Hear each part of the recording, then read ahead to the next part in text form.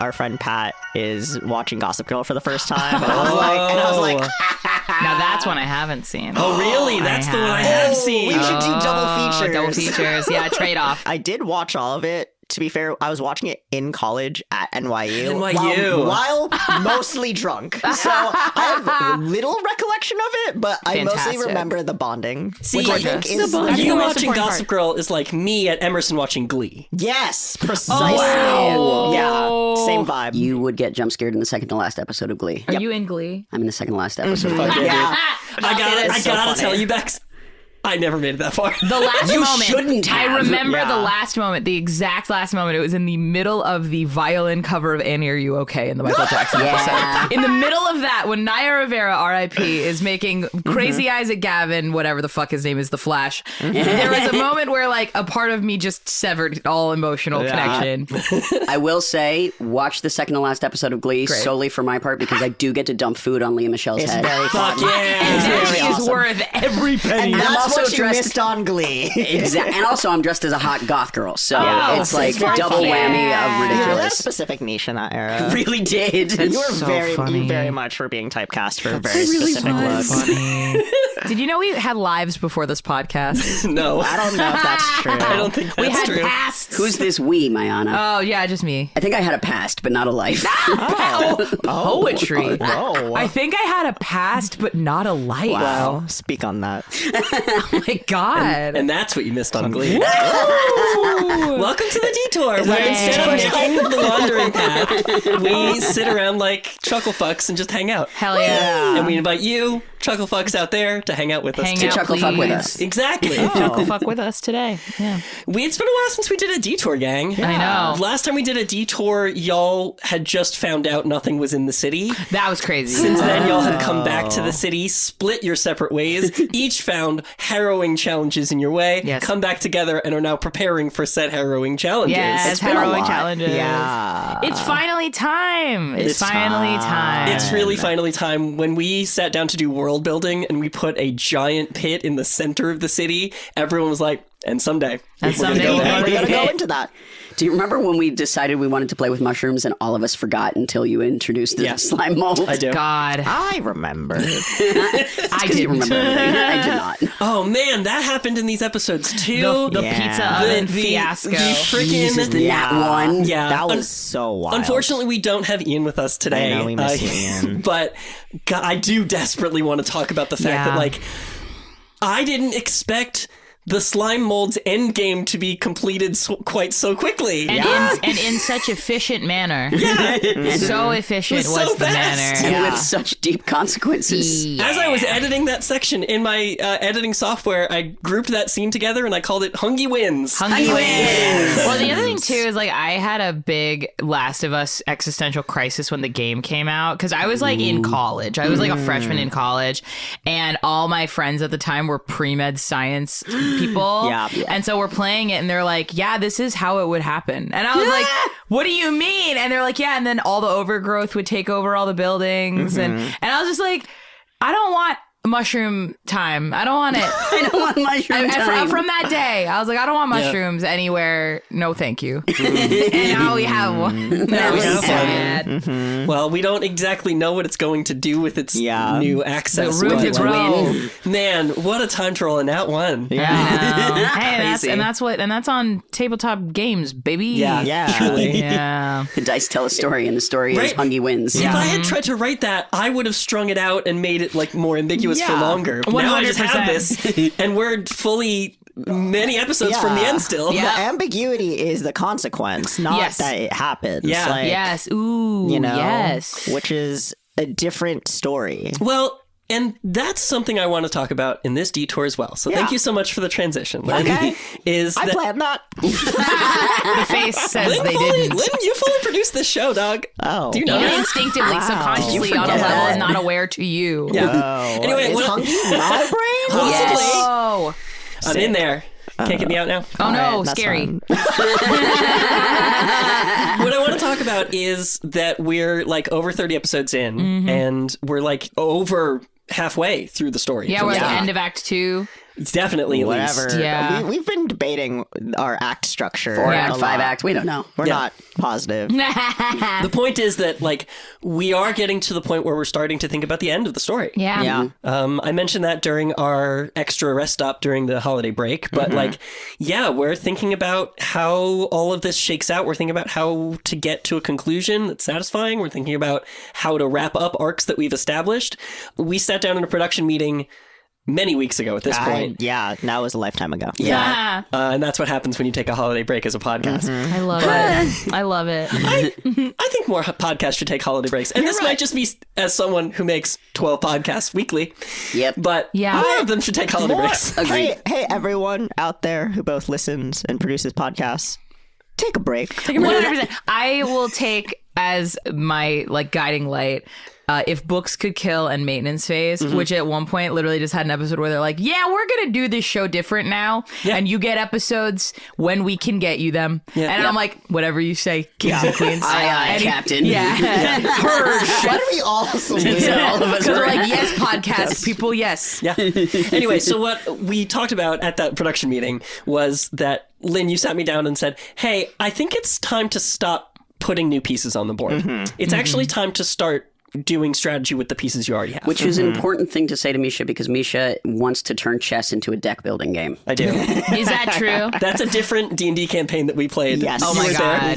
We did It was do great. that. It was great. We should restart That's it. so funny. I did turn chess into like a deck building roguelike. It was awesome. It was great. It was awesome. Anyway, so can you tell me about that suggestion? Like, how did you know it was time to tell me that? Ooh. Yeah, I mean, first of all, like from the logistics point of view of we've now been doing this for 2 years. 2 years? Yeah, we've been putting out episodes for a year and a half. We've been recording for 2 years. Yeah, so, my hair is different now than it was when we started. Lots of things have changed since then.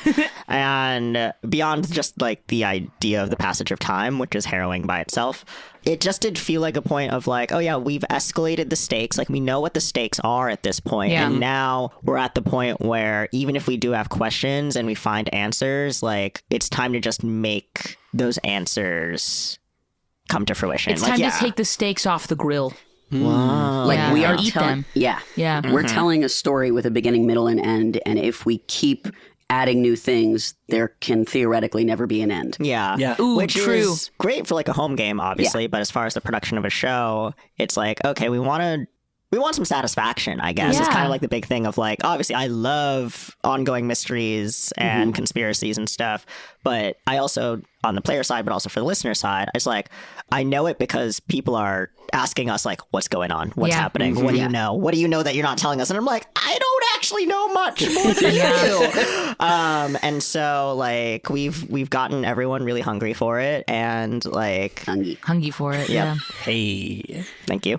Also from like the GM perspective of like it can be hard to come up with new things or sometimes it's too exciting to come up with new things and then it's like okay, like now we gotta like the clock needs to start ticking down. That is my problem is I get so lost in like beautiful worlds. Like when you make a world, I always just want to like, and this is also part of the world and this is also in it and this and that means this and there's this other thing. And I can spend six years playing in a world that Mischa has created, but our listeners might want to spend maybe 3 instead of 7. And I'll say this too, I think like, and I'm coming from the skinny French man smoking in a corner going like, these things are important. But like, you know, you need to look at all the things you have and at a certain point go like, story time, put all pieces together. If a piece doesn't fit into it, you either have to make it fit or it has to go away now. Yeah. And like that's like the unfun part of like the creative writing process where it's no longer pie in the sky, anything is possible time, and you have to decide what is no longer possible anymore. Yeah. Doubly so for a story you're improvising. Yeah, 100%. absolutely. Yeah. And limitations, like more and more, I find limitations are actually very freeing. Yeah, absolutely. Do you like structure or something? Oh my God. I will say this. I have a cat. I have 2 cats now. Yay! And yeah, I love them so much. Sokka and Katara, because they're brother and sister. And Beautiful. Katara loves to press her entire body against a solid object. She only feels safe when half of her entire body is against a wall or a leg or something. And I'm like, me too, bestie. Just like her mom. Oh, she takes after me. Structure's good. Yeah. I think like it's like water is great for hydration, but it has to be held in a container. Like you can't. Ooh, yeah, I like that. Thank you. I think about like limitations and creativity too, where it's also like to the point of a lot of this being improv. There are so many options out there. You can say fucking anything. Anything's possible. Anything's possible. But once we start establishing different rules about the world, then it actually is easier to figure out what the next choices are. Yeah. Oh my God. Exactly. It narrows down the scope of everything, even though it's super fun to like expand the scope. But I don't know, like it's so often coached for improv is like, if this is true, what else is true? If this is true, what else is true? And ultimately, even if that sounds like building, ultimately that's actually narrowing down the scope. Yeah, I like to think of it almost like a diamond shape, where it's like you start with a dot at the bottom and then two lines go out really wide. And then they kind of have to hit a boundary point, and then they have to come back together at the top part. Right. And that boundary point was Lynn sitting me down and going, I think it's time. Yeah. I am your boundary. Which I really appreciate. Yeah, absolutely. And it's like, there are so many parts of like the story in the world that I think we've all felt where it's like also too hard to hold that many threads. Yeah. Where it's like, we could follow any one of these threads, but let's see where all of these threads point to. Like also in the event of like solving a mystery, that's also kind of the same thing. Yeah. We have a lot of threads that are leading to the same or similar points. Let's focus on the threads that converge rather than the ones that diverge. Absolutely. And right now there's a lot of threads that are sort of waving in the wind, and we have to figure out where they lock into. How to tie them in, yeah. And sometimes you may have to leave behind your beloved dog with your baker friend. Yeah, 100%. Yeah, I've gotten Did y'all at the start of this campaign? I thought BG was going to be a bigger part of it. I mean, yeah. And it's I'm glad he's not, because you would have killed BG. He would have been dead. We all warned Ian pretty early on. Don't get a pet. If you get a pet in Dungeons and Dragons, well, it's the same reason why Trinket in Critical Role is in a little Pokeball. Yeah, like exactly. Yeah, it's like this bear's gonna die. Like, and I think that like.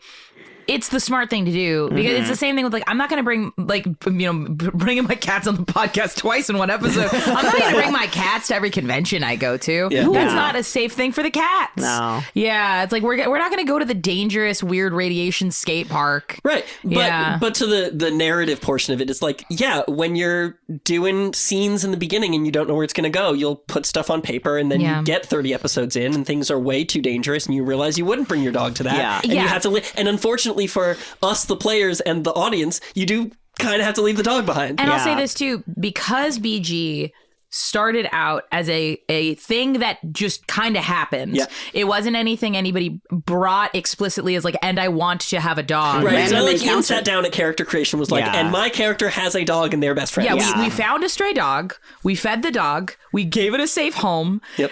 And that was probably as best it was ever going to be for that dog. And then we realized that the home that we were giving it wasn't always as safe as it deserved to have. Exactly. If you save New Prosper, you will save BG. Yes, exactly. Yes. And so like I've been getting questions from listeners about BG, and I'm like, BG is with Cecilia. Yeah. This is where he's better there. I am really glad that people are concerned about the well-being of our imaginary dog. I appreciate that from all of you. I think we've curated a listenership that knows what matters. It's true. We've got our priorities. So true. Yeah, but like to the point of the narrative too is like there are ways to play where it's like, oh yeah, abandoning those threads is part of the story too. Like it is heartbreaking for Gordon to have to relinquish any responsibility of being like, oh yeah, I'm pursuing something that is like different from the life that I kind of want because these things are more pressing. And you remember when BG licked his head and was like,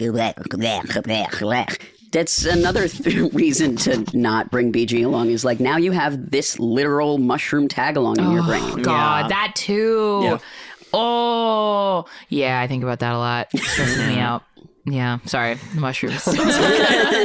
I'm sorry, I didn't know this was going to be. It's not. Here's the thing: it's not even like it's definitely not like an X card type thing for me. But I'm just like, damn it! Like, you know, it's one of those forces that you're like, I think about this when I'm walking down the street where I'm like, car could just take me out. Like, I am a delicate little baby. Yep. A palm tree leaf falling could do some damage. Yep. Not kill me, but do some damage that I don't need in my life. We're very fragile beings, and a little spore, wrong spore, you're done. That's crazy. Relatable content. Yeah, let's talk about the hole in Bex's head. Yeah. Oh my God. I've only got deep history with mold and it impacting my health. It's fine. Whoa.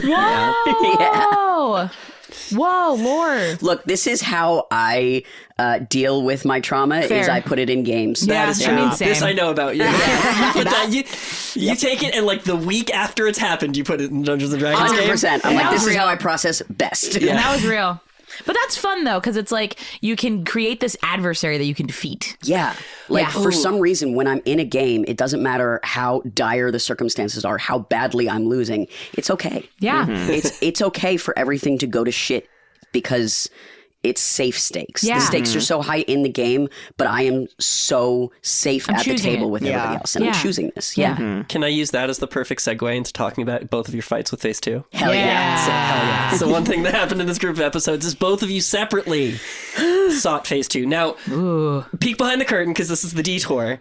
The first round of this, we knew, Bex, you were going to be out of town. You were promoting a film? Yeah, I had a film coming out. It's called Re-Election. You can get it on streaming, Apple TV and Amazon Prime. It's goofy, it's fun, and I had to travel for that. Right. So we knew you were going to be out of town. So that's kind of why, a little bit why Ibra chose to split off from the main gang. Pretty much. But it gave me the opportunity to tell them what Phase 2 was before telling you, which is kind of fun. So first off, like, I know that, like, maybe it was inevitable that Phase 2 would be, you know, mindless combat clones of the triplets, but like, how did y'all feel about that reveal? Oh, scary. It was cool. Scary. It was cool. It was one of those things where it's like, I wouldn't say it was necessarily predictable, but it was definitely an option that I knew It makes sense. was possible and makes sense given what we knew about like the character creation of the Brahash and Mar triplets. Like we knew something about it was going to happen, but we didn't. We were like speculating. We're like,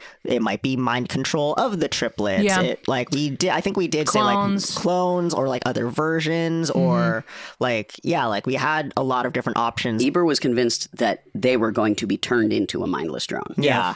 And so we were talking about all of these possible options, and all of those options were scary. Yeah. As far as like what we would do about it. Yeah. And so there was a cool reveal, but I think to some degree we were a little relieved that it was not the siblings. Yeah, it's like, I don't want to fight them, but I will if I have to. Yeah. But that I don't would want be to. bad. Yeah. And there was this aspect where Eber's like, I will also separate myself from this group because I don't want them to have to kill me. Yeah. Yeah.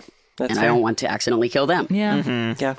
Which is more likely, I would say, of the two outcomes. Yeah, you're going to kill us. You kill us so dead. Yeah. Kill us so dead. So dead. Yeah, Pancake. I mean, it's always been a thing that, like, in terms of raw power, Ibra has been the powerhouse in the party the whole time. It's been pretty clear from the jump. It's such a scary implication when your strongest character, you're like, and they could Yeah. be on the other side. Yeah. Yeah. But I love that. It's so good. I'm one of the 4 people on Earth who watched The Eternals and liked it. And Thena, the Angelina Jolie character, being like this fearsome warrior who sometimes just like doesn't remember whose side she's on, is so good and scary. It was so good. Anyway. Yeah, that movie was secretly a lot better than people who hate women on the internet gave it credit for. I really liked always. it. Yeah. Yep. Yeah. Anyway. Anywho. Classic. It's so real for a D&D game, though. Yeah, Yeah. true. True. Well, yeah. So then I got to have a solo session with you, Bex, which is pretty cool. Yeah. I was that like, fun. I don't want everybody sitting around while we catch up just on Ibra stuff. And I knew we could do sibling things. And actually, we were wondering what to do with Lynn when we all came back together. And then Lynn ended up not being able to make it to that session. Yeah, because there was something crazy going on outside my apartment. That's right. Where there was it was bad, and the whole street was closed down. It was crazy. It was scary. I'm just glad you were safe. That's the most I'm important glad that thing. everyone ended up safe. Like Yeah. that was the thing that me and my neighbors were keeping an eye on. Yeah. But I was just like, oh, literally no one is allowed to leave their homes right now. Yeah. Do you want me to hop on a call for a production call? No, dog. We were like, dude, chill. We were like, no, Please be this is a safe. podcast. It's Yeah. fine. But it did sort of facilitate this like weird rotation of like various people not being here. I don't know. I thought our solo session was pretty rad. I had a lot of fun with it. I had a blast. I thought it was great. Listening to it back, I also thought it was sick as hell. It was awesome. It's kind of funny because I feel like when it's all of us, when there's 4 players and, y'all are the main characters, I'm trying to tell a story that makes you shine, I feel more like a referee. Yeah. In one-on-one D&D, I definitely felt more like a villain. Yeah. I was like, oh, well, the rules say that something bad happens to you, so I guess it's bad. Well, we're doing it. And thank you for being so gracious about those things. But it did sort of allow me to be like, well, if anyone here has to be the opposing force to this one-person story, I guess it's gotta be me. We got to the point where I was like, Mischa, you're gonna have to MacGuffin it so that I don't die without everybody around to see it. Well, and thank goodness for the out of the Spectral Knight. I could have just had the Spectral Knight do something and it would have been fine. That's another cool thing that, like, since the mandate of, like, play with the pieces you have, I finally kind of, like, got to lay out the Knight's whole deal, a little bit about the Dream's whole deal. Yeah. Not quite the whole reveal yet, but the fact that, like, the vision y'all got and the vision that's assaulting the city, like, and the Knight are related, that the Knight sort of kind of generated it a little bit. I don't know. That's a thing I've known for like a long time, and it was cool to finally put it on tape to say the plot out loud. Absolutely. Yeah. And I want to know how it's shifted now that we're making so many moves and things are changing because we've seen this possible ending. Yeah. It's like 3-body problem a little bit. That there is kind of a constructed space that still harbors like an objective truth and an objective reality and an objective timeline. And at the same time that, like, it does not necessarily mean that we're experiencing things as is, and we still have to be the solution to find it. Like, I love 3-body problem. Such a good book. Was that a show too? Yeah. Oh, it's not chef. Here's the thing: it's not the show's fault. It's an you can't adapt that book. They just shouldn't. It was hubris to try. It was that book and that series is mostly a very, like, it's speculative fiction, and the speculation is largely quantum physics. Yeah, that's not fun to watch. Yeah, where it's like, if you like quantum physics. And listen, I did make a story about quantum physics for fun 10 years ago. Yeah, so I really loved it. Yeah, that's so the funny. one that we like a lot. And and they also did, if you want to, like, watch a visual representation of it, watch Everything Everywhere All at Once. Yeah, it's fine. Yeah, you don't have to try it. That one's the emotions of quantum physics. Yeah, it's the emotions of quantum physics. My problem is the physics of quantum physics. Physics of quantum physics. It is actively all physics. Yeah. If you like physics, I low-key love elementary particle physics. Cool. Yeah. They're interesting. It's actually fascinating. I love that shit. Yeah. I didn't know this was going to come up. There's a D&D module put out by a guy named Gorilla of Destiny called The Theory of Magic. It's so cool. Where he does he does like the quantum field theory of magic in the Dungeons and Dragons universe, and it goes through the math of like how like there are full graphs of how the quantum fields are vibrated by the weave. It's genuinely so cool. It is like the pure amount of like speculative fiction, sci-fi, fantasy intersection. And then it also, like, through those rules, you can extrapolate 10th level spells, 11th level spells. And, like, I love that. You can take any spell and scale it up and down with the math that they put in there. It's really cool. The closest I ever got to that was I had a GM when we were playing Strixhaven, and they explained it as, like, anytime you cast magic, you're borrowing that existence from another plane of reality. And so it's like you're pulling something into your reality that theoretically shouldn't be here. And when you do that, but we're all doing it at such a small level that it doesn't break the fabric of reality. Bex looks excited. Go on, Magic the Gathering, you get summoning sickness. Yeah. Sorry. Oh my God. Sorry. Yeah. No, you're Bex right. is like, I can't believe I know something relevant about Magic the Gathering. You're right. I got my nerd card back. Yes. Yay. You never lost it. By the way, the nerd card, I just want to say this on the podcast, like, the committee doesn't exist. Okay? Yeah, it's true. They keep trying to make people think they exist, but they don't exist. Everybody can have a nerd card if they want to. Yeah. They sell them. They're like 10 cents. Yeah, they're like, you can get them like at the drugstore. Yeah. They're not even behind the counter. No, you just grab one. It's just paper. Yeah.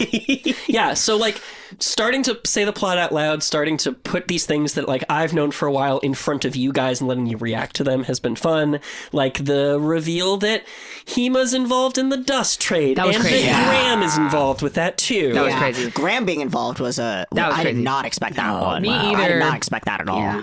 Yeah, that was a bummer. That was like, you could really see how much Graham has lost any sort of actual compassion for community. Well, I kept putting these mentors that like lost weird abstract things in front of Fran, right? Thorgan's lost his sanity. What does that mean? Fuller's lost his affect. Who needs it? Graham lost her humanity because she put it into things. And that felt like the conclusion of like that downward trajectory, and putting that in front of Fran. That's so sad. And it feels so much like what happens when, like, I remember I had a feminist studies class in college, and the teacher was talking about how, okay, so like, how do you fix a system? Like, how do you fix like a male dominated work system or whatever? It's like, well, you probably get a job in a business with a male dominated field, and then you start out at the bottom and you work your way up. It's like, but how do you work your way up? You have to ally yourself with the men in power, and you have to make them think you're an ally to their cause as well. And you climb the ladder and you climb the ladder, and eventually you become the person in charge. But by the time you become the person in charge, are you still somebody who is invested in the plight of the people who you had other yourself from in order to become the person who's in charge? Yeah, that part. Yeah. And I was like, damn. Yeah. School is so cool. Damn. So yeah, I feel satisfied that I finally put one of these people in front of Fran to the point that really made her balk, finally. Yeah, I was like, oh, you know what? I'll never be back here. Wow, you know, like, Thorgan, you know, he's weird, but I could do it. Fuller, he's kind of flat and devotes his life to an underground thing, but I could do it. I'm not going to be... Like, we found Fran's line. Well, yeah, because it's like, I've seen what this does to my friends. Yeah. And, like... Thorgan, Fran's issue, especially initially, was that she is putting these people on a pedestal because she perceives themselves as smarter, more talented than she is. And like, that is harmful to Fran, but that's not necessarily harmful at large. Right. And like, Fuller is like, he's got his own operation. He's clearly on his own thing. Yeah. Like, my influence there was never really going to be particularly meaningful. He's got his own organization of people. Yeah. There was a version of the story where you like devoted yourself monk-like to that. But I think Fran was too... The core of Fran was that she wanted to make a name for herself. Yeah, well, that would have like, pulled me away from the group, presumably. Right. Like, I would have had to go on a whole Avatar solo situation at that point. Like, which, as a listener, would have been sick. Yeah, we could have been sick. We could have done a time skip. This campaign could have taken longer than 2 weeks. That's insane. Wild. I didn't even think of that. Well, us as players, like, also channeling our characters, we're like, we don't have time. Yeah, you were interested in that. Keep it moving. Yeah. No, and like, Fran wasn't interested in that. So, like... But I do like that we got to that point with her where she, you know, it's all about making a name for herself, but that means she has to define herself. Right. Yeah. So being like, I can do this, I won't do that. Yeah. Really solidifies that for me. Yeah, 100%. Yeah, thank you. Thank you for giving me the opportunity to do that. Thanks for doing it. It was really great.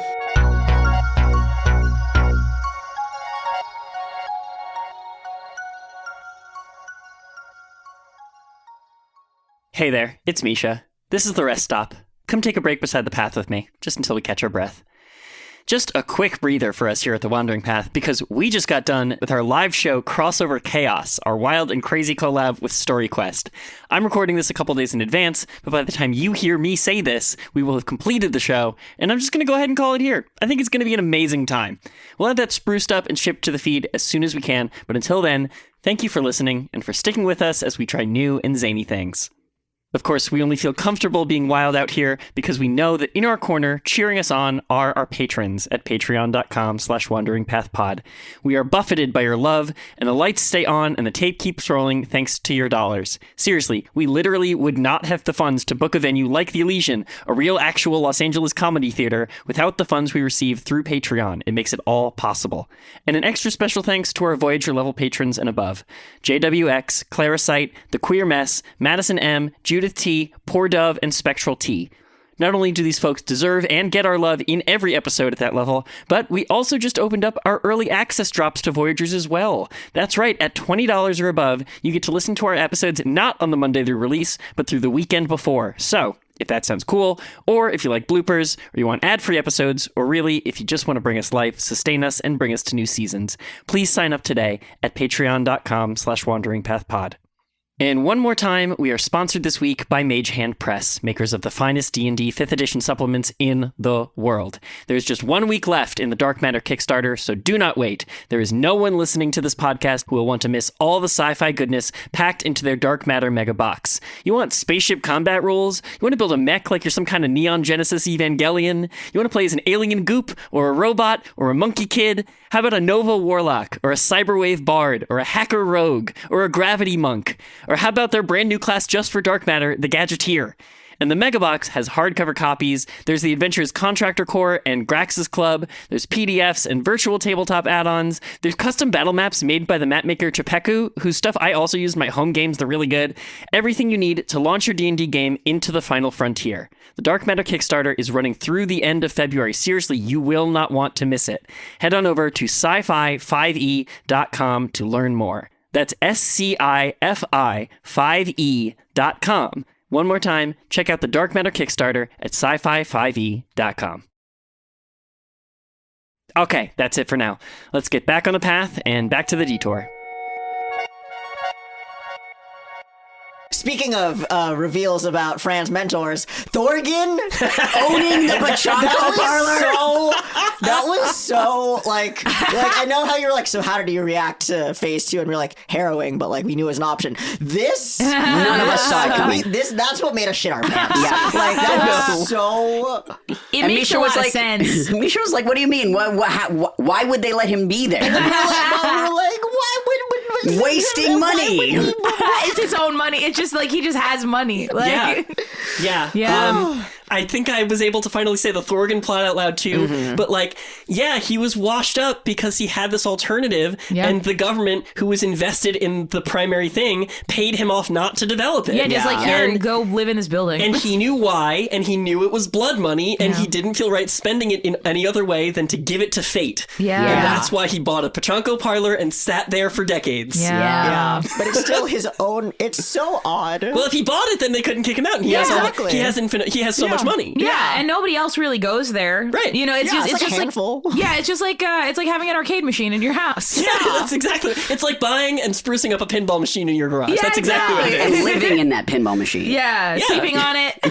Is that from the middle where some kid ends up having like a whole arcade in his house and he hires a guy to be the ticket attendant? His own stuff. Is that the middle? I don't know. I never watched the middle. Anyway. Oh, I love that. That's funny. wild. It's in some sitcom. I love it. I gotta tell you, I've known that about Thorgan since episode 1. No, I know you had, and you mentioned that, and it's funny because it's like until like because you described Thorgan like getting up and like talking to the guy who's doing whatever, and I was like, oh no, he works here now.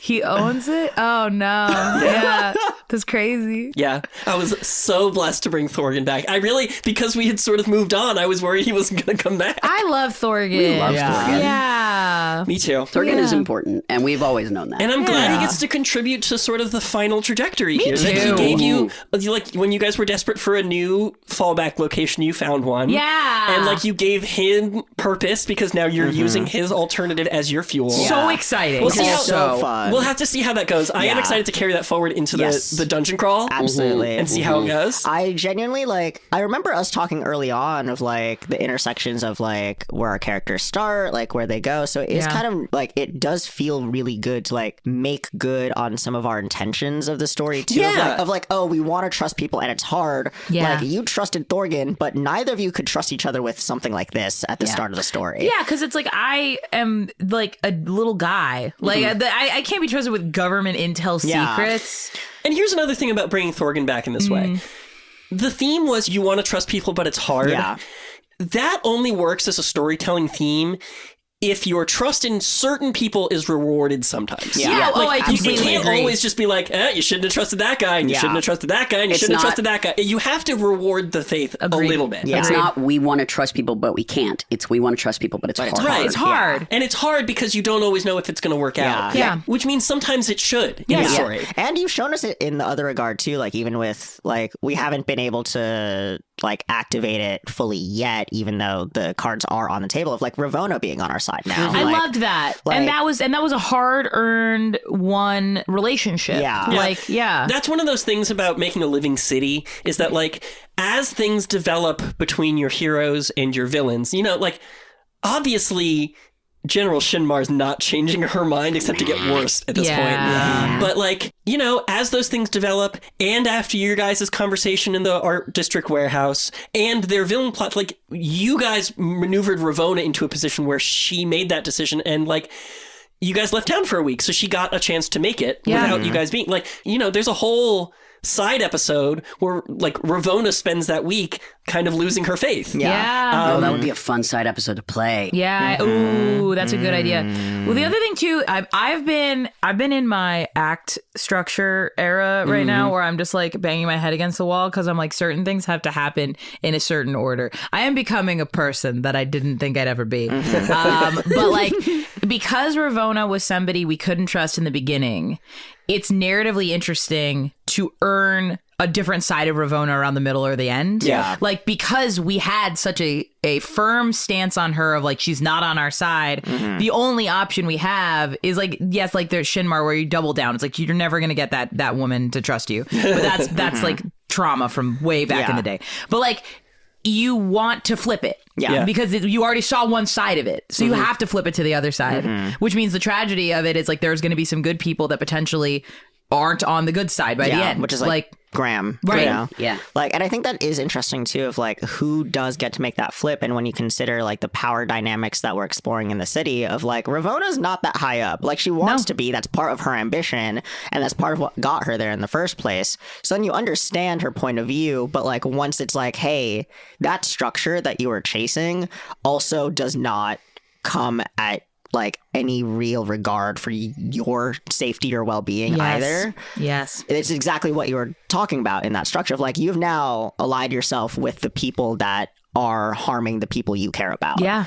And so that is a very satisfying flip of that card. Yeah. As opposed with Shinmar, where it's like, we said it's like, you are the architect. You're the establishment of all of this. Yes. Yeah. Or one of the primary architects of all of this. She's not flipping. No, because it benefits her because she built it. Yeah. But Brahma, though. Brahma, it's benefiting Brahma. And Brahma, we get to see this, like, turmoil, and is Brahma going to flip? Is Brahma not going to flip? It ended up coming down to the dice. Yeah. It came down to the dice. I think that persuasion check was really powerful. The coming together of it. I appreciated how removed you brought yourself, Mayana, like, so that Brahma could make that decision with all the cards in front of them, even though you were one of the people trying to convince them. I mean, like, it's a thing of, like, I do have to look at the bullets on this board of, like, these are the 5 or 6 things that do make sense to me, and these are the 5 or 6 things that, like, frankly, you guys could have done better. But also, it's like,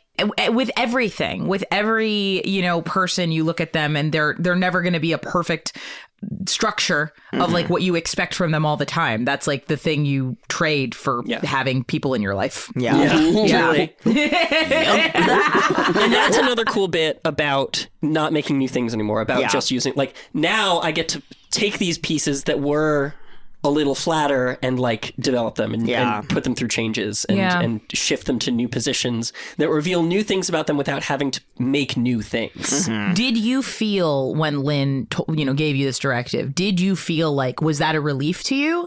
Was it agonizing? Was it stressful? Did it, like, what was that experience like for you? Like, realizing, oh, these are the pieces I have to play with now. Great question. I'm like you in that I hate the blank page. I always want, like, one line on the page that I can draw around. That said, you know, I love making new things, and there are some stuff that I wrote down 2 years ago now that you guys just never saw. And so to hear that at this point really says to me, like, oh, they're not going to see those things. Okay, I got to cross it off on my paper now. And I liked those. Some of those things I really liked. Well, we can bring them back in other things. Yes. Yeah. And that's what always happens.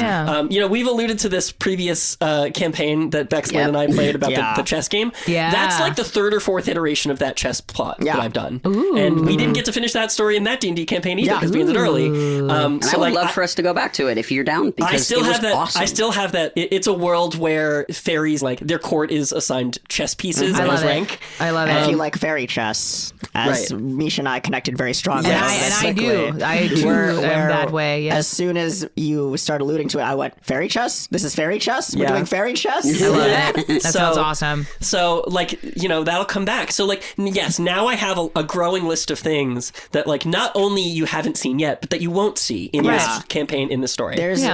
This is advice that I got a really, really, really long time ago, which was for any creative project or like an essay or tabletop, like it can be for anything. Yeah. Don't delete, make a parking lot. Oh, that's really like, cool. For even if you're like writing a novel where it's like, oh yeah, if there's scenes you want where you're like, oh, this doesn't fit, like to your point, where it's just like, this just doesn't make sense anymore. Rather than just like deleting it all, saving it somewhere else. Put it somewhere else. It can maybe be refitted into that story at some other point, or it can just be the fodder for something else 100%. separately. Or you'll end up with a sketch show. Yeah. Or you'll end up with a sketch show. There's a really interesting YouTube creator that I love, and I always forget. I think it's CJ the X, I think is their handle. And they had this thing, this video was like the 10 cardinal sins of creativity. And one of those is like holding your first idea as the most important and only idea you'll ever have. And that it's like, if you allow ideas to flow, you will never run out of ideas. Yeah. It's only by treating ideas as if they are scarce that you believe them to be scarce. Like, and then you won't have new ideas. Yeah. Coming from an abundance mindset instead of a scarcity mindset is helpful everywhere. Absolutely. Yeah. Yeah. Speaking of an abundance mindset, I would love to get to our abundance of listener questions. Yes! But first, very briefly, before we get there, we are about to go into the pit, the thing we've been talking about since the world building. It's Dungeon Crawl Day time. We're headed in the pit. Yeah, exactly. The HBO. Yeah. And at the bottom, Dr. Robbie. Yeah, Dr. Robbie. What do you guys think is in there? Oh, God, we're literally on the edge of it. Bad. Like, what do you think? There's Balvarox in there. There'd be I hope Balrogs so. in there. Yeah, there'd be Balvarox. I don't even know. I really have no idea. There was a weird humming one time that Gordon heard. I think that was just like the wind whistling over the top of a giant hole in the Sure, ground. bestie. Like when you blow on a bottle. Yeah, a glass bottle. Yes, that. There are a lot of glass bottles down At the there. bottom is the last little sip of Coke. Yeah. It's actually a backwash. It's the Pepsi can at the bottom of the Marianas Trench. I was thinking of like one of those carnival games where you're trying to get the rings onto Oh my God. bottles and just The a bunch most of bottles. insulting game in the world. Oh my God. Yeah, there's a carnival down there. Yeah. Clown. Okay, but for One real. clown. Clowns. Single one. So many clowns. But for real. Yeah, No idea. Yeah, for real, there's Balvarox, there's clones, there's secret agents, probably weird goo, machines that are going to come to life, rats. Dogs and cats living together. Yeah. An alternate General Shinmar that says, "I love you, kid." That's so funny. It's a hologram. It's a hologram. I said, what do you think? Not what do you hope? Yeah. No, well, Actually, that idea is terrifying. Isn't it I don't terrifying? hope for that, actually. That's so scary. Like the Annihilation ending where it's two Natalie Portmans. Oh, yeah. Everybody hated that. Yeah, but two Natalie Portmans, But though. two Natalie Portmans. Didn't hate that part. Yeah. I mean, I think it's the most classic dungeon crawl in the most sci-fi this world setting of all time. Like, there are going to be things that we've never seen before. There are going to be things that we understand and know how to fight. And there's going to be very little space between them. Yeah. Maybe there's a dragon. Or we get another weird wire terminal, like at the skate park. Yeah. Some other weird nest Ooh, yeah. of weird interdimensional wire stuff. Yeah, I do think it's like the machine and the natural state of things is going to be wonky as all hell. Yeah. Probably some Genova portals. Yeah. That's why I think there's going to be weird goo down there. Yeah, weird goo. I was like funny, and then I was like, nah, probably. Yeah. If I were to make a bingo sheet, that's essentially all of the things that I would put on there. Please Yeah. do this. Please do this. All Please right. There do was this. weird ooze in the sewers, right? Yes, that we thought was like the wraith. Yeah, it was like Yeah. proto-wraith Corpse, or post-wraith. It was Yeah, we couldn't tell if it was pre or post.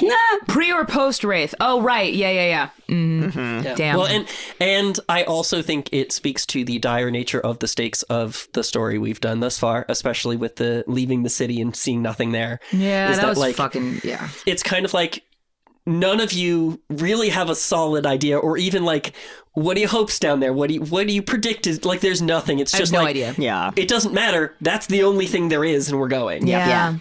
So There's The other nowhere to go thing- outside. We have to go down. The other thing I'm wondering is like how dungeon crawly will the dungeon crawl be? Because it's like, how are we making camp? Do you need rations? Yeah, are we like, how? Oh, Yeah, we're gonna have to make Wraith Slurpees. Ooh, are we going to get to Delicious in Dungeon? that's so funny. We have a chef. Ooh. We might have to. That's why I was like, rats? Yeah, rats for food. Yeah.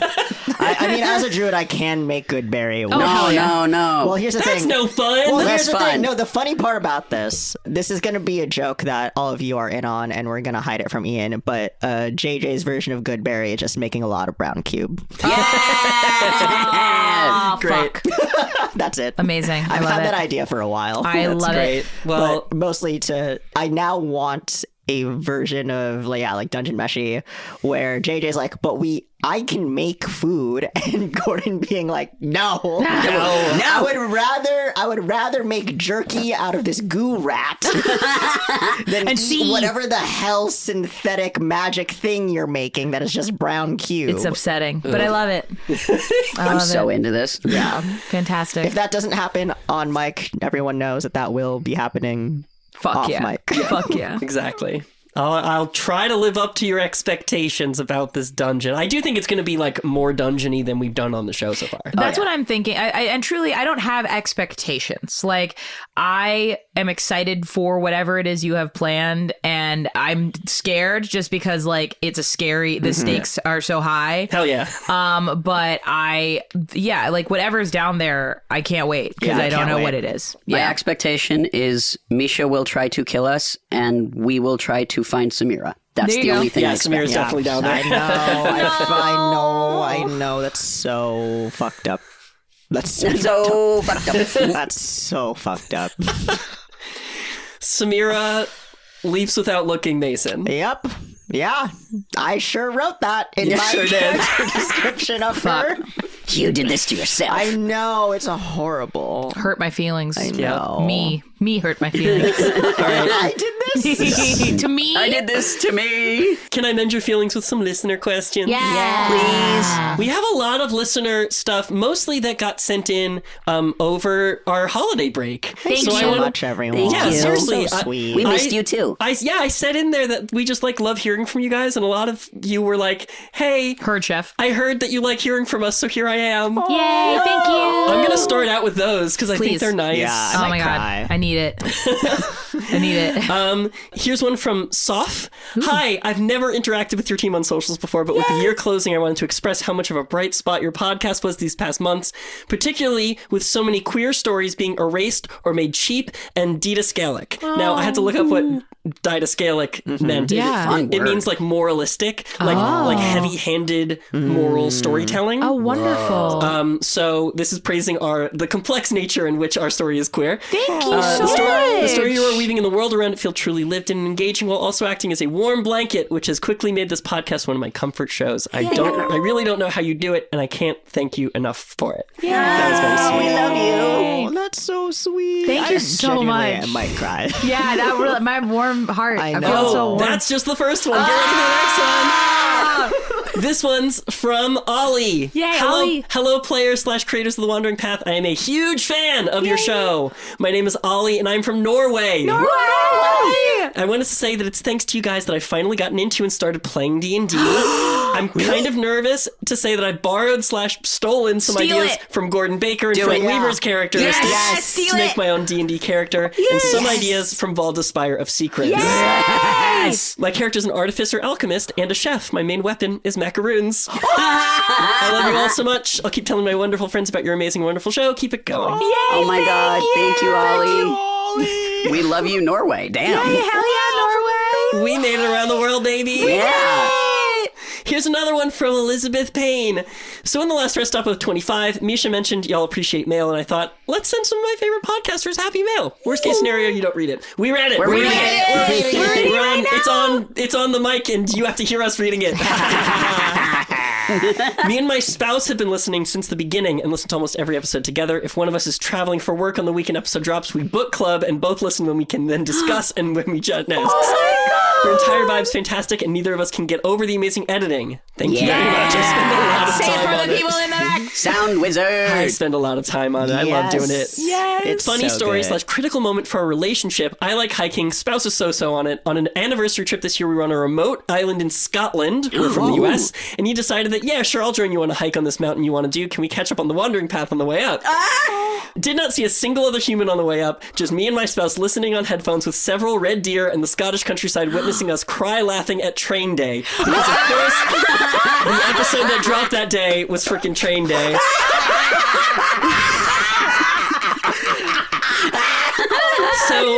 So just know that the Scottish Highlands heard our dumb bullshit about train day. We made it all the way up there. Oh, I love that. That's the best thing I've ever heard. Oh my God, that's amazing. And if you out there want to make the cast react like that to stuff you say, please send us an email to us. We have a contact form on our website, wanderingpathpod.com. Yes, wow. Even if it's just frivolous stuff, I can make them sound like this for you, and you're welcome. I legit am crying. Genuinely. Partially from laughing. Thank you. Not the Highlands hearing about train day.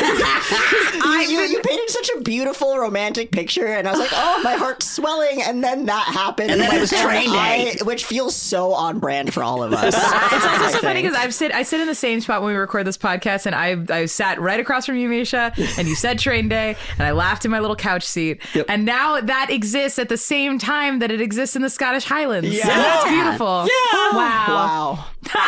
That's so cool. That's amazing. That was so heartfelt and so funny. All of you are so funny. Genuinely, thank you so much. Wow, thank you. I do have some actual questions if you Oh, want to hell ask yeah, too. let's do it. The first one is from our listener, John. John wrote, I don't know if anyone has mentioned this to y'all yet, but there's a game system that y'all might enjoy called Fabula Ultima by Need Games. There's a third source book releasing sometime in early 2025 because it turns out I got this question a year ago. What? It details specifically a chef class that made me think of muffins, of course. The rules for chef have already been released per playtest. I am not associated with this game at all. Adorable. I just thought the system lined up with the way y'all approach gameplay. Keep up the good work. Which is so interesting because over the holiday break, Mayana and I went to PAX Unplugged in Philadelphia, and I picked up a copy of Fabula Ultima. Yeah, you did. It's a tabletop role-playing game heavily inspired by the Final Fantasy video games specifically. My dream. I've been reading it. I freaking love it. Yay! It's so cool. Yay! I've started incorporating a couple of the things from there into our game because y'all know I like hacking things from The other games. Graham drug drop. We use the mechanic from Fabula Ultima. So Fabula Ultima makes use of a thing called progress clocks, where goals either take time to succeed or take time to fail, and you can inhibit or speed it up. Yes. And so we use that for the drug mini game. That was so crazy. Fabula Ultima also takes the class system from D&D, which mainly you have one class, and if you want to get fancy, you can multi-class. In Fabula Ultima, you are required to take at least 2 and no more than 3 classes. I love it. That's And good. the character comes from how you combine them, which is just like the jobs in Final Fantasy. It's so Yeah, good. I love It's that. really solid. There's so many things I love about that. If I had known about it before we started this, and if this wasn't our first campaign where we were aiming for as wide an audience as possible, this campaign would have been such a good Fabula absolutely. Ultima. Absolutely. I'm literally 1,000,000%. triple classing for funsies in a different game that I'm Yeah. playing because why not? Yeah. So thank you so much for writing this. I'm sorry it took me so long to get to your email. You were right. I love this game. Yeah. So yeah. And then we have a couple of questions from our patron, Maddie M. Maddie. Thank you so much for contributing to our Patreon, patreon.com/wanderingpathpod. Hi, Maddie. Thank you. The first one is, what does animal life look like in and around New Prosper? We've seen some animals known to coexist with people or in disturbed environments like dogs, deer, and squirrels.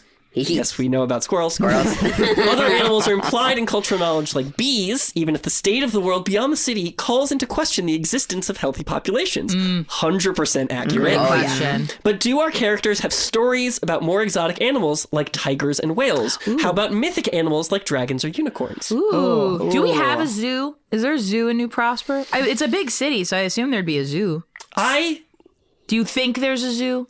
That's so interesting. Whoa. And so we've already gotten past the point in the story where like y'all know there's nothing out there, but some remnants will remain that are weird. Yeah. I do think there's a zoo. There must be a zoo. I think there is a zoo There's a with zoo. exotic animals that no one remembers where they come from. Yeah. Oh, And also, we're a landlocked place. Yeah. So, Yes. like, there could theoretically be other aquatic animals that we have no idea about or have no We access don't even to. know about tides. Yeah. exactly. Oh my God. Yeah, that was crazy Yeah, thinking about wild. that. So yeah, I absolutely think there's a zoo. I think that there probably was some kind of because what if What, they turned the Flying Fortress into an arc to every animal? yeah exactly Yeah. not necessarily like every animal but like if we think about that people were refugees going to this arc essentially that people were bringing like their pets like people even if it was not a huge priority maybe but people are going to do it anyway and then also that there are possibilities of like us developing the ecosystem from where we landed as well like even if like everywhere else is like dried and eroded we don't know if it was like a full like wash of immediate like death and destruction for everywhere at the same time like some of that could be over time like we don't know that necessarily at least as players That's still a mystery. yeah that's still a mystery so And we did meet some people who were like hunting out in the wastelands. Yeah. So there are obviously There's other something. things. stuff out there we're just not necessarily positive of all of it and like you know I'm gonna approach this from like my character creation position of like a lot of where I channel like JJ's story is very much like immigration stories as well where it's like that like people have held on to like speaking to like not just the real animals but like the mythological side like there are stories and legends that are going to persist of like life before the Battle of Rocks like we have long lived like races in the city too where I would assume that at least like mythologically especially there's going to be some persistent mythos and folklore of that so maybe dragons maybe unicorns And I love the idea that there's at the zoo some of these long-lived races are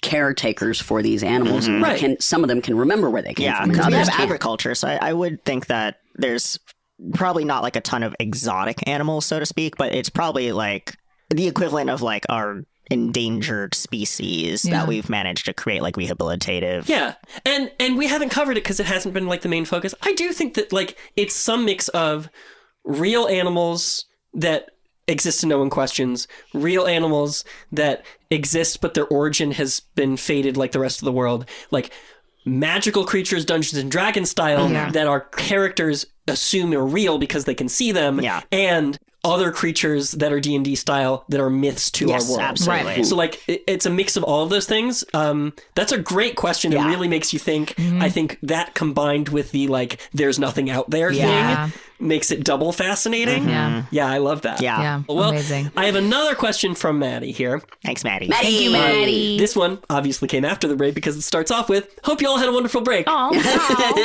we did. Thank My you. question today is a continuation on the disability theme I've asked about before. Yeah.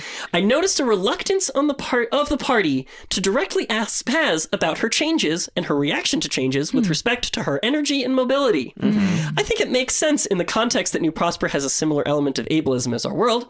Since it hasn't come up yet, and if you're willing to discuss in Q&A, what are Paz's thoughts and emotions around the changes her body mind is going through after the electricity incident? Does she want to talk about it or not? Bonus, for the other player characters, what are the things you want to ask Paz about them but haven't? Ooh. I love this question. Yeah. I want to be delicate because I'm playing Paz. Paz has secrets. Paz is not the main character. Yeah. And you guys haven't asked. Yes. Yeah. It's come up, right? I've had moments where I've highlighted these things. Yeah. So you need to eat more food now. Yeah, and I think that it's come off to me in the room seeing you guys as like you just want to be your friends. You like want to be respectful. You don't want to point out things that make her strange to her. Yes. I think she definitely has a lot of feelings about what's going on with her. Yeah. I think she's downplaying it. I think she's both excited to be able to hang and she's not clocking what's happening here. Right. What about you guys? Like outside of how your characters are addressing her in the moment, like what do you think about those clues that I've dropped in about like the fact that Paz's health has changed and that is a thing that can be poked in the story if you want to. I think it's, for me, it's more so that it's like, as Fran and also like Mayana thinking about it, it's like she's experiencing these changes, but that's like not my business. Like my friendship and my relationship to her as a person is my business, but I don't necessarily, if she doesn't want to share how this is changing her experience, I don't feel a need to pry that out of her necessarily, but that's just me. Yeah. Honestly, it's something that Ibra should be asking. And I think that's definitely true. It's something that Ibra, because of course they've clocked it. Right, of course. Like they grew up with this person. Yeah. They grew up with this.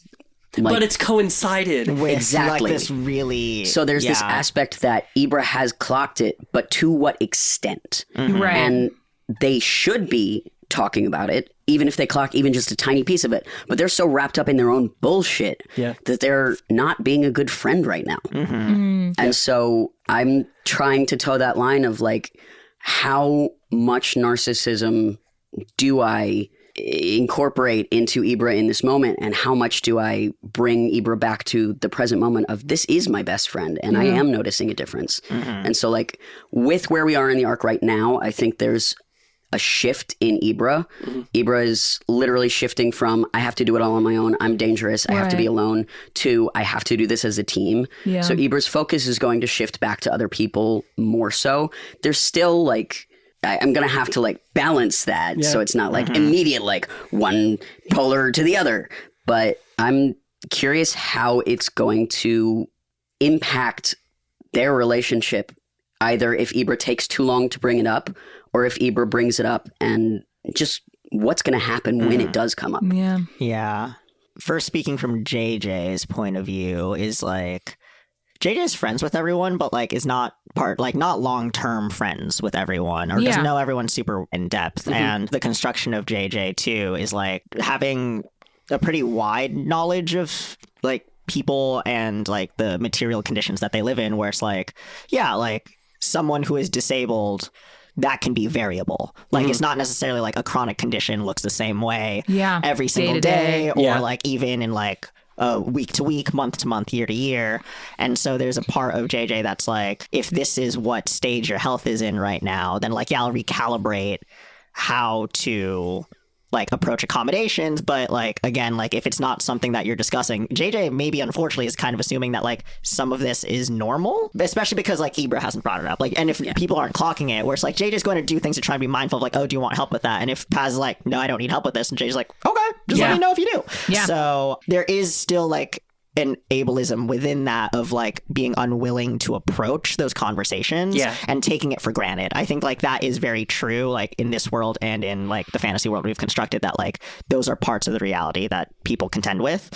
From the Lynn point of view, that is also sort of true, and all with the meta understanding of like this is part of the story. That's kind of where I'm it's like that's so valid for JJ to think and feel and be, and the entire cast of it as well. You guys are respectful. You got like, it is maybe a little bit of ableism the other way to not be checking in on it. And I think Ibra especially very much, but like that's on purpose. We're doing that on purpose. That's narrative. From outside of it, like I'm bringing it up, so it is here. It is here. And so it's like... And it's something we're clocking as players. If it wasn't important, I wouldn't have said it. Exactly. That's what GMing is. Yes.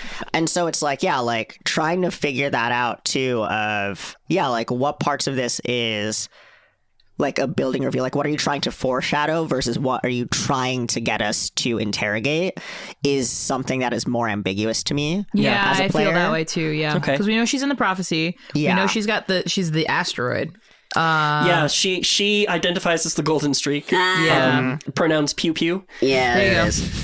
I genuinely think that this is one of those things that needs to be addressed, and nobody's going to be willing to do it until Ibra does. Ibra's the only one who really... Ibra and Gordon are the only two who... I think it's less about willing and more about like context of relationship. The only ones who really can. Like as a player, I'm like, we have to address it. We do. I also don't know if it's like, as a player operating our little puppets, I'm like, okay, which one of our puppets has to be the one to do this? And we have two options, which is always nice to have more than just one option. It's quorum. It's half the team. And I'll also say that there was a moment during Paz and Gordon's date where some of that stuff kind of came up. And I think that moment has sort of pasted over the fact that Ibra's not talking about it. Like, at least someone has been asking her a little bit about it. Right. It's not no one. Yeah. I made a decision several story episodes ago that like that did, like, Paz remembered that. Right. You know, that if it was no one, Paz would have been doing different things by now. Yeah. Right. But there has been at least a little bit of support, so she's not completely spinning out on her own about it. Right.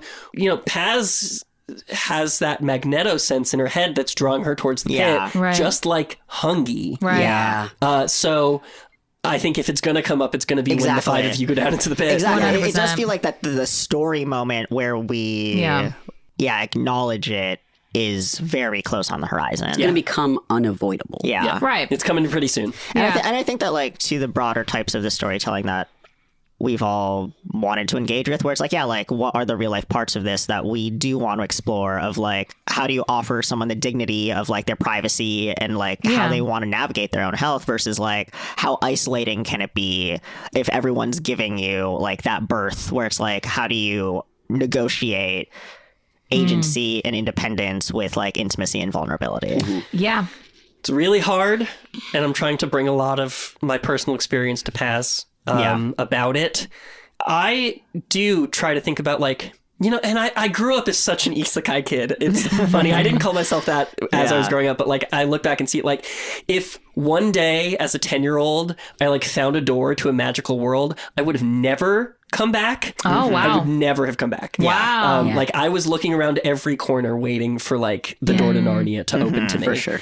So like I'm trying to think about, like, if I got magic powers that also meant my bones stop being made of glass tomorrow, like, how would I feel? If it was manipulating my emotions, how would I seek help for it? Like, that's what I'm trying to bring to pass. Yeah, and you mentioned it once on Simple and Clean as well, and it stuck with me ever since, like that concept for you. And I'm like, damn. Yeah. Great question, Maddie. Thank you for asking. Maddie, you have great questions. Paz's evolving health and powers and mindset about those things is another one of those pieces on the board that we've put the piece on the board and now I got to play with it. So look forward to that and many more things. I also want to say, this is kind of a weird little bit. We're getting towards the end of the detour. Before we end it, I did just want to mention another thing we're planning coming up very soon, in addition to this incredible dungeon crawl, is we're doing a live show at the Elysian Theater in LA. We're planning for it. It's a couple weeks out for us. I believe this episode comes out like the day after the show. That's No way. so funny. No way. Yeah, so that's just kind of how the timing worked out. But like, we are really excited for that. We're looking forward to get back out and doing even more live shows. Hopefully the Elysian show will have done good, and we could do it again. I believe that it will. It will. We'll have that one for the show, right? It's coming out on the feed as soon as we can get it to you. Like, again, we're recording this before it's coming out after. It's a little strange. We do a lot of side stories that live in this world. This one is just completely unrelated, and you're going to love it. This one's about us. Yeah, this one's just a good old time. We will put it on the feed because it's us, and we like to think that, you know, again, as we think about the end of the story, we're also thinking about the next one, and like how much of this podcast is this one story versus how much it's us. And so like, we hope that bringing you guys that, like, a story that we are doing that brings all of our role-playing sensibilities to a different world and different characters and different story is still fun, and we hope you stick with us. Yes, please. And in collaboration with Story Quest. Story Quest. Our excellent friends over there. We had a rehearsal earlier this week, and it was so fun. So much fun. I'm still thinking about it. I was cackling, laughing. Honestly, if I could just spend the rest of my life doing days like that, I would live the happiest life possible. So true. I feel the same way. So much fun. Yeah. So look forward to all of that and more in 2026. Thank you guys so much for sticking with us. Lots more story left to cover, but we'll see y'all next time. Yeah. See you later. Bye. Bye-bye.